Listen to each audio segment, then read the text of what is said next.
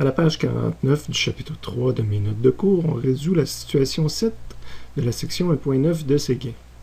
La situation s'intitule « Le vecteur accélération d'une balle de baseball » et on peut en prendre connaissance à la page 107 de Séguin. On débute en relisant le problème et en identifiant toutes nos données. Premier chiffre qu'on rencontre, à t est égal à 0. Donc on me donne un temps initial si on veut. Une balle de baseball se déplace à 13,9 mètres secondes, donc c'est la vitesse initiale de la balle, selon un angle de 63,1 degrés au-dessus de l'horizontale. Je commence par écrire mon angle. Souvent, je sais que ça va être un θ quelque chose, mais j'attends avant de confirmer si c'est θ initial ou s'il faut que je le retravaille un peu. 2 secondes plus tard, donc un temps écoulé, delta t est égal à 2 secondes, elle se déplace maintenant à 9,57 mètres secondes, donc c'est sa vitesse finale, selon un angle de 48,9 sous l'horizontale. Donc j'ai mon 48,9 qui va être un θ également, mais à l'aide du dessin, je vais vraiment décider si c'est mon θ final ou s'il faut que je le retravaille. On désire déterminer la variation de vitesse entre l'instant initial et l'instant final et l'accélération moyenne. Tout ça, même si ce n'est pas mentionné, sous la forme vectorielle.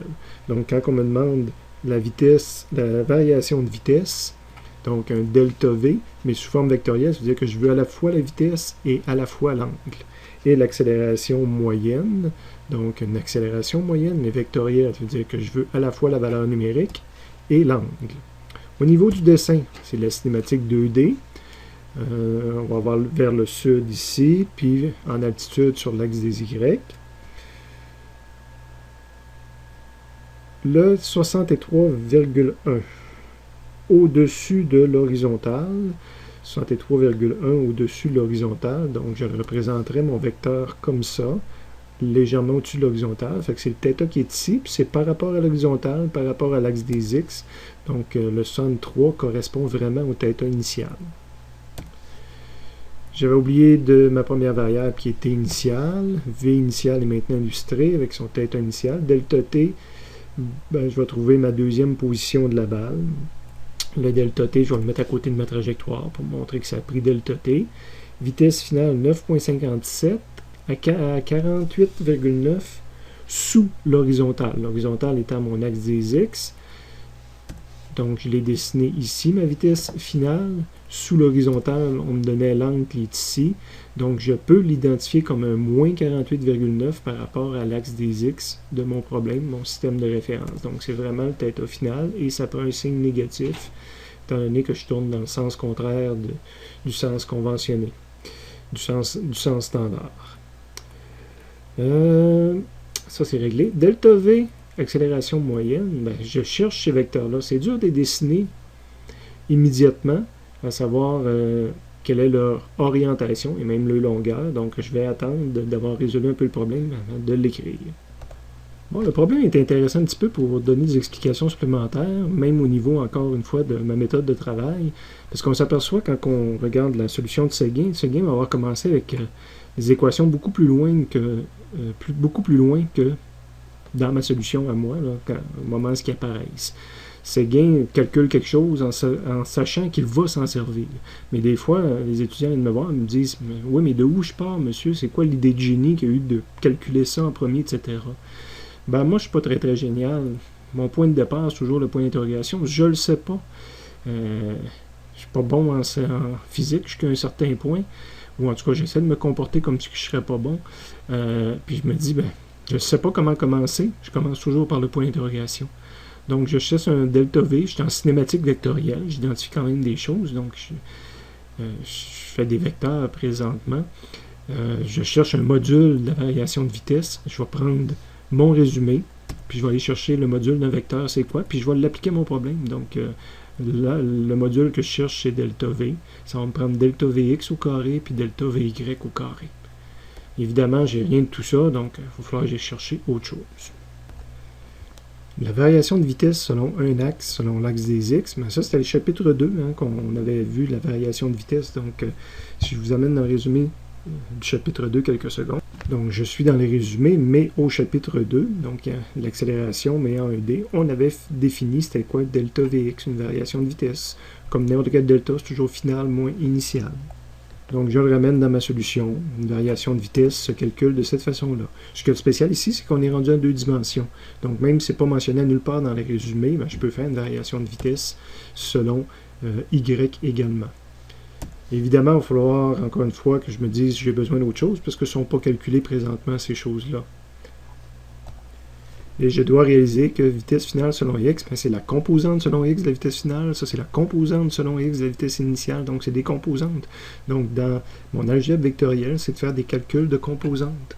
Donc je vais aller chercher la formule pour une composante selon x, puis la formule pour une composante selon y, et j'applique ça aux différentes vitesses que j'ai besoin ici. Fait que en x, première donnée que j'ai besoin, c'est Vx final, donc le Vx final, c'est son module, V final fois l'angle, cos θ i, et je pourrais mettre des chiffres immédiatement si je le désire, parce que toutes ces données-là étaient données. Toutes ces valeurs-là faisaient partie des données connues. Donc, ma vitesse finale selon x, c'est 6,29 mètres. J'ai besoin de la vitesse initiale selon x. Donc, même principe. Vitesse initiale de module fois l'angle, le cos de l'angle. J'ai tous ces chiffres-là, ça me donne 6,29. Vous voyez, tout à l'heure, je vous mentionnais, Séguin a commencé par là. Ben, moi, je m'avance vers là en me disant, en essayant de justifier pourquoi je me suis rendu là. Après ça, j'ai besoin de vitesse finale selon y. Donc, c'est une composante selon y. Donc, ça se calcule à l'aide du module, du sin, de l'angle, et tout est connu. Et même chose pour vitesse initiale selon y, la quatrième donnée que j'avais besoin. Vitesse initiale, je peux mettre tous des chiffres si je veux. Je vous rappelle que j'avais le droit de travailler avec des chiffres, mais personnellement, c'est pas mon premier choix. Je continue toujours à travailler avec des équations. Exceptionnellement ici, dans un premier temps, je vais continuer à travailler avec les chiffres, un peu comme Séguin avait fait. Donc, j'ai toutes mes valeurs de vitesse, les 4 valeurs que j'ai besoin ici, mais je peux calculer delta Vx, delta Vy, si je voudrais. Ce sera encore des chiffres. Puis là, ce que je me rends compte, c'est que V final x vaut 6,29 moins vitesse initiale, qui vaut aussi 6,29. Donc, j'ai aucune variation de vitesse selon x, 0. Selon y, ben, je fais la même chose. Mais je prends les valeurs en y, moins 7,21, qui est la vitesse finale selon y, moins, mon moins qui est ici, vitesse initiale y, qui est le 12,40. Donc, moins 7, moins 12 me donne à peu près moins 19. Donc, maintenant je connais ça, mais je pourrais le remonter dans l'équation juste au-dessus pour calculer le delta V comme tel. Donc, c'est racine de delta Vx au carré, c'est un 0 au carré tout simplement, puis delta Vy au carré, c'est mon moins 19,61 au carré. Évidemment, quand j'ai un 0, mais ben, juste ce chiffre-là, donc au carré, puis prendre la racine, ben, ça m'extrait le même chiffre. Et pour quelqu'un qui veut le faire avec les chiffres, ben, il y a déjà une première réponse. Quelqu'un qui préfère le faire comme moi à l'aide des formules, ben, j'aurais travaillé avec la partie ici, que j'aurais ramené dans la partie ici, que j'aurais ramené dans la partie d'en haut. Donc, en bout de ligne, je vais avoir un delta V, le delta V qui est ici, est égal à la racine, je vais avoir ma racine sûrement, de delta Vx. Delta Vx, c'est V final moins V initial, puis j'ai mes valeurs de V final puis V initial à cet endroit-là. Fait que j'ai réécrit mes grandes formules, si on veut. Fait que ça, c'est mon V final selon x, moins V initial selon x, tout ça mis au carré, plus le V final y, moins le V initial y. Tout ça mis au carré également. Puis c'est juste à ce moment-là que personnellement, j'aurais mis mes chiffres à la toute fin et que j'aurais pitonné toute cette grande ligne-là d'une calculatrice, mais évidemment, j'arrive au même résultat. Concernant l'angle, hein, parce que quand on cherche une donnée vectorielle, il y a à la fois la valeur numérique et à la fois l'angle. J'ai deux façons, je peux le déduire intuitivement parce que, entre autres, pas de composante selon x, puis une composante selon y de moins 19, ça revient à dire que le vecteur est vers le bas, que c'est moins 19,61j. Fait que mon vecteur, je pourrais aller le dessiner vers le bas présentement.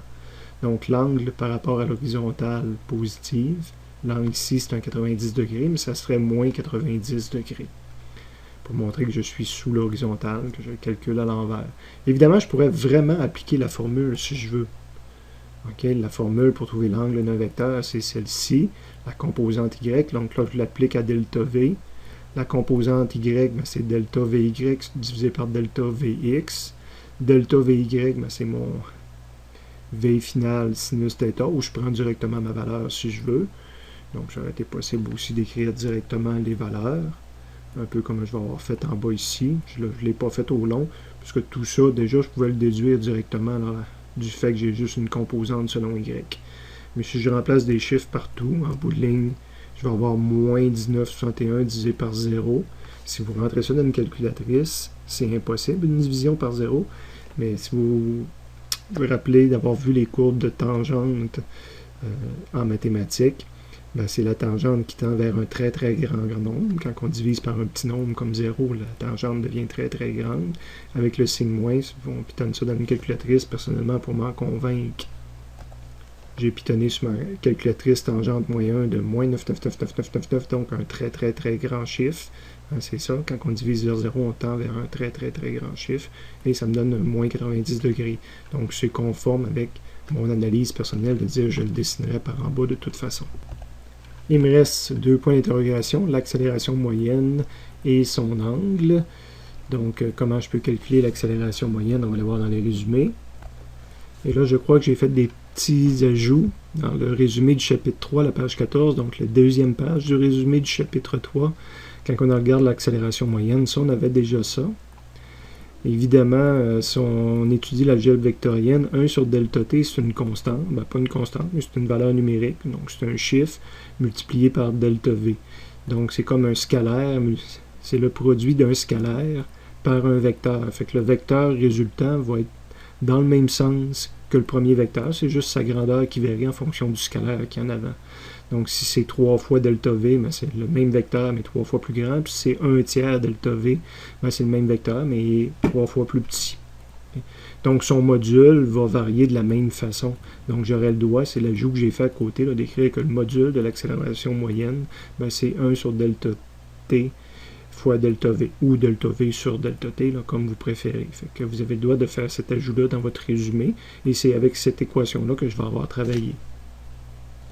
Donc, c'est celle-ci que j'ai ramenée ici. Excusez, j'ai mal pris. Donc, définition de l'accélération moyenne, ma dernière définition.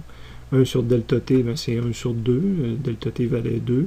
Fois delta v, c'est 19,61 qu'on a calculé ici. Donc, ça me donne le 9,805. Et j'espère que vous reconnaissez que c'est la valeur de G.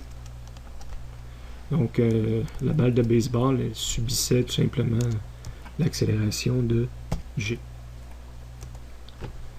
Évidemment, son angle, on fait juste agrandir au petit vecteur, c'est le même angle.